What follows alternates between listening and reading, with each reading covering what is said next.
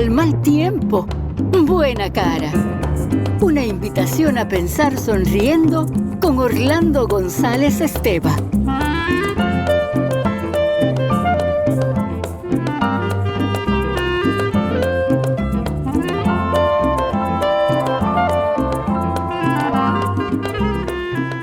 Amigos, ¿cómo están? Yo soy Orlando González Esteva y me alegra estar en compañía de ustedes. Al mal tiempo, buena cara, porque la felicidad comienza con nosotros, con la actitud que asumimos ante la vida, y el rostro, la cara, es un reflejo de esa actitud. Este espacio tiene un propósito muy sencillo, y ese propósito es invitarlos a jugar en serio. Sí, a jugar en serio. Invitarlos a mezclar el presente con el pasado, la realidad con la fantasía, los seres humanos con los animales y las plantas, la historia con el folclore, la música con la poesía, el disparate con la lógica. Un día vamos a cargar la mano en el humor y otros días vamos a prescindir de él. Un día va a parecer que hablamos de cosas tristes y de repente vamos a descubrir que detrás de esa tristeza hay razones para sonreír. Porque la vida tampoco es, como todos ustedes saben, una sola cosa, sino muchas, muchas. La vida es eso que en Cuba llamamos un ajiaco, y que en España llaman una olla podrida, y que en otros lugares llaman un guiso. La vida es una mezcolanza de cosas que un día se revuelcan en una sola cazuela. Y Cuba, por todo lo que se ha mezclado en ella, es un buen ejemplo. Fernando Ortiz, el gran antropólogo cubano, decía que Cuba era un ajíaco hirviendo en el fogón del Caribe.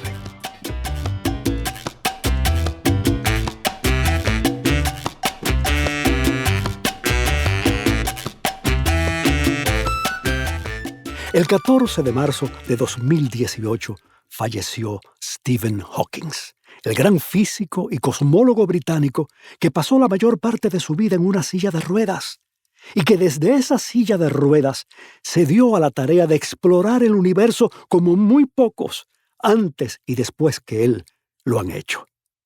Yo recuerdo una fotografía donde se ve a este hombre admirable, cuyo cuerpo acabó convirtiéndose en un pequeño garabato. Yo recuerdo a este hombre inmóvil, solo, hundido en su silla de ruedas, contemplando la enormidad del firmamento estrellado, como si desde esa silla él pudiera ver lo que otros no vemos y averiguar mucho de todo lo que le quedaba por averiguar. Es una fotografía conmovedora. Un hombre discapacitado, es decir, una miniatura doble, ante la inmensidad del cielo, tratando de descifrar el misterio de la creación a fuerza de pura vista y de puro genio.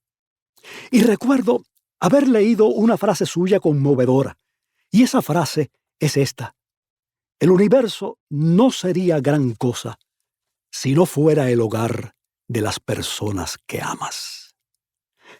Repito, el universo no sería gran cosa si no fuera el hogar de las personas que amas. Y recuerdo también haber deseado rendirle un pequeño homenaje de gratitud por todo lo que había significado para nosotros, sus contemporáneos.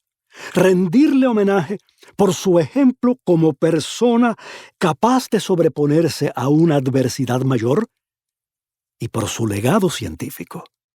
Pero ¿cómo rendirle homenaje a Stephen Hawking y lograr que ese homenaje tuviera un carácter cubano? Eso fue lo que me pregunté.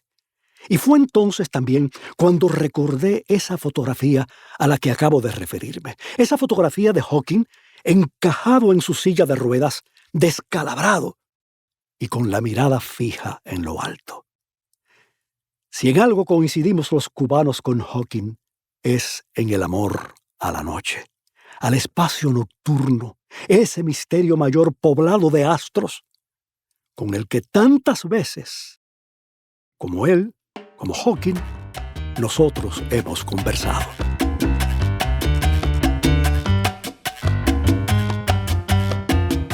Hace solo unas semanas, cuando se me invitó a hacer este programa, se me preguntó qué tipo de temas se iban a abordar en él. Y para serles franco, No tuve que pensarlo mucho. Entre las grandes pasiones del pueblo cubano ha estado siempre su noche. Y digo su noche y no la noche, porque el pueblo cubano está convencido de que Cuba tiene su noche particular, una noche propia, que no comparte con ningún otro lugar de la tierra. Quien repasa la poesía cubana de los siglos XIX y XX llega a la conclusión, amigos, de que el cubano no duerme, de que el cubano se pasa las noches en vela admirando el cielo de la isla y conversando con las estrellas y la luna. Quien repasa nuestra poesía cree adivinar por qué el cubano toma tanto café y por qué ese café es tan fuerte. Aunque quizás el cubano no tome café para espabilárselo, para permanecer despierto, sino porque su oscuridad y su brillo en el fondo de la taza le recuerda a la noche misma. La noche es el mayor estimulante que ofrece Cuba, un estimulante que no se bebe, un estimulante que se aspira. Al cubano le encanta salir al portal, a la azotea, al patio, a la acera, a la calle de noche y respirar la noche, llenarse los ojos y los pulmones con ella.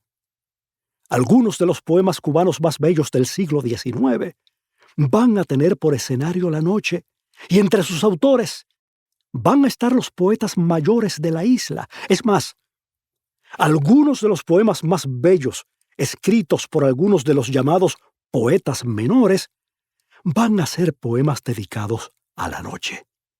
Pienso en un poema del trovador Francisco Poveda, un poema publicado en 1853, que comienza diciendo lo siguiente: «Ah, cuántas noches como esta desprecié, noches de Cuba, que allá en los tiempos de mi edad primera pasasteis sobre mí sin comprenderos. Llegó el momento en que os contemple triste. Llegó el momento en que mi vista errante vague en la inmensidad. ¡Cuántas estrellas! ¡Qué hermosura! ¡Qué luz! ¿Serán acaso influyentes al hombre mientras vive? ¿O aparecen después que ha sucumbido? Si influyen en el hombre, ¿cuál la mía?». Aquí tienen ustedes, señoras y señores, a un cubano del siglo XIX, un hombre humilde, comprendiendo que de niño, que de joven, no supo valorar la belleza de la noche cubana. Y que ha aprendido a valorar esa belleza ahora, en que obviamente atraviesa por momentos difíciles y se pregunta mirando las estrellas, si entre esas estrellas estará su estrella. Esta pasión del cubano por la noche, como tantas otras pasiones nuestras, va a alcanzar su clímax en la obra de José Martí. ¿Qué dice José Martí? Bueno, yo he visto en la noche oscura llover sobre mi cabeza los rayos de lumbre pura de la divina belleza. Leemos esta estrofa y nos parece ver a un hombre solo a la intemperie, en medio de una gran oscuridad, bajo una cascada de luz, ¿verdad? Yo he visto en la noche oscura llover sobre mi cabeza los rayos de lumbre pura de la divina belleza. Y si hay unos versos de Martí que los cubanos deberíamos memorizar por sugestivos y por hermosos, son esos que dicen: «Dos patrias tengo yo, Cuba y la noche. ¿O son una las dos?».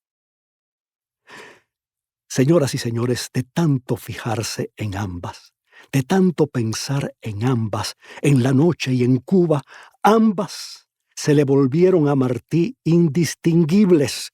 Una era lo mismo que la otra. Pero ¿con qué se relaciona la noche? Con la oscuridad, con el temor, ¿verdad?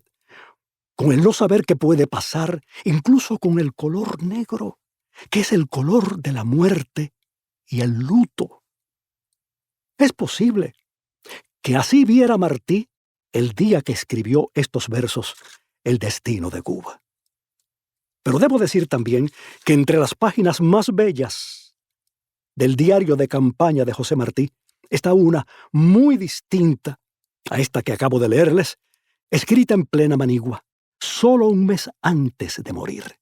¿Y qué dice Martí en esta página escrita al descampado? Dice: la noche bella no deja dormir. Silba el grillo, el lagartijo quiquiquea y su coro le responde. Aún se ve entre las sombras que el monte es de Cupey y de Paguá, la palma corta y espinuda. Vuelan despacio en torno las animitas. Entre los ruidos estridentes oigo la música de la selva, compuesta y suave como de finísimos violines. Amigos, eso es Martí en plena Manigua, escuchando la noche cubana, viendo las animitas, esos pequeños cocuyos, ¿verdad? Escuchando el sonido del lagartijo, el silbar del grillo, sintiéndose en el corazón de su isla.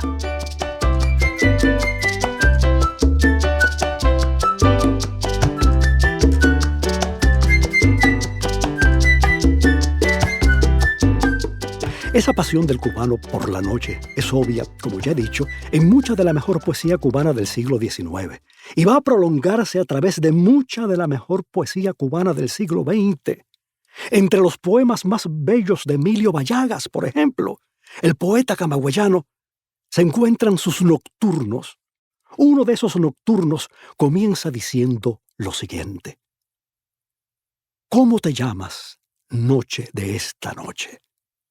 Dime tu nombre, déjame tu santo y seña para que yo te reconozca siempre a través de otras noches diferentes. Miren qué poema o qué fragmento de poema tan hermoso. ¿Cómo te llamas, noche de esta noche? Dime tu nombre, déjame tu santo y seña para que yo te reconozca siempre a través de otras noches diferentes. Eugenio Florit, otro de los maestros de la poesía cubana del siglo XX, escribió tantos poemas a la noche que ya anciano decidió recogerlos en un libro que tituló así, Las noches. Y hay un poema donde Florit comienza dirigiéndose a una constelación, a una constelación, y diciéndole: buenas noches, Orión, joya celeste, prendida en el cristal de mi ventana. ¡Qué hermoso! ¿No es cierto? Entre los poemas más deslumbrantes de José Lezama Lima se encuentra el titulado Noche insular, jardines invisibles. Un poema donde el autor dice: verdes insectos portando sus fanales se pierden en la voraz linterna silenciosa.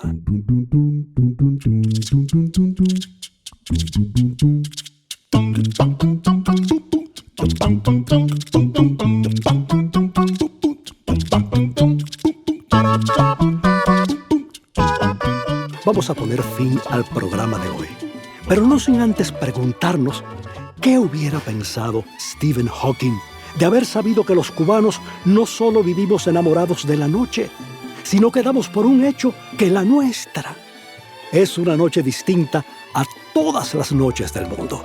¿Qué hubiera pensado? Hasta pronto.